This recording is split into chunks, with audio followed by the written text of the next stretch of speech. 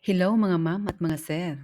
Ready ka na bang mag-apply bilang teacher sa Amerika? Aksyonan mo na. But pro tips, do your own research muna. Don't blindly follow random guys and gals on YouTube. Hindi lahat ng nakikita mo or sinasabi nila ay totoo. Lalo na pagdating sa sweldo, cost of living at iba pa. Isa sa magiging factor ng success mo dito ay ang kahandaan at kalaman mo maliban sa salary ranges ng posisyong a-applyan mo. Dapat i-consider din mga benefits at ang cost of living sa state na a-applyan mo. Kasama din na malaman mo ang educational system dito, pati mga advantages and disadvantages ng position mo, school districts and states na a-applyan mo, geographical location, landscape and climate ng lugar na pupuntahan mo.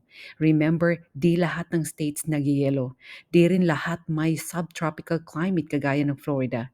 May mga parang disyerto. Saan gusto mo at saan feeling mo madaling maka-adapt katawan mo? Remember, napakalaki ng Amerika. Texas pa lang, mas malaki pa sa Pilipinas. Kaya mag-research, Google, magtanong sa mga kakilala mong nauna, sa kapitbahay mo, kaibigan mong andito na.